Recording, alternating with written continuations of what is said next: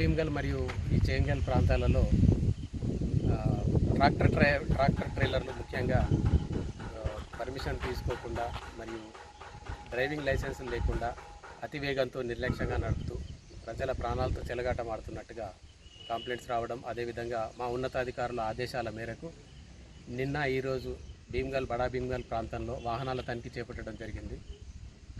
అందులో చాలా వాహనాలు ఇన్సూరెన్స్ లేకుండా, డ్రైవర్లకు లైసెన్స్ లేకుండా నిర్లక్ష్యంగా నడుపుతున్నారని గమనించి వాటిని సీజ్ చేయడం జరిగింది.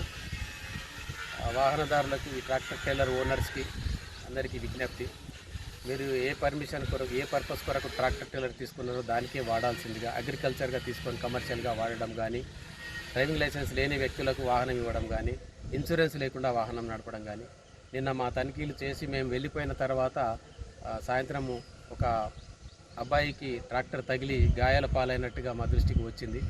సో ఇటువంటి సందర్భాల్లో ఇన్సూరెన్స్ లేక, డ్రైవింగ్ లైసెన్స్ లేక చాలా లీగల్ కాంప్లికేషన్స్ ఎదుర్కోవడం జరుగుతుంది. అలాగే గాయాల పాలు కానీ మృతి చెందిన వారి కుటుంబాలకు ఎటువంటి కంపెన్సేషన్ వచ్చే అవకాశం ఉండదు. కాబట్టి వాహనదారులందరూ కూడా లైసెన్స్ మరియు ఇన్సూరెన్స్ అనేది చాలా ఇంపార్టెంట్. మరియు కమర్షియల్ వెహికల్స్ అయినట్లయితే వాటికి ప్రతి సంవత్సరం ఫిట్నెస్ అనేది చేయించుకోవాల్సి ఉంటుంది. కాబట్టి మీ వెహికల్కి ఫిట్నెస్ ఉందా లేదా ఒకసారి తనిఖీ చేసుకొని, ఫిట్నెస్ అయిపోయినట్లయితే ఆర్మూర్కి చెందినట్లయితే ఆర్మూర్ ఆఫీస్కి వచ్చి ఫిట్నెస్ చేయించుకోగలరు. మిగతా నిజామాబాద్ చెందినట్లయితే అక్కడ వెళ్ళి ఫిట్నెస్ చేసుకోగలరు.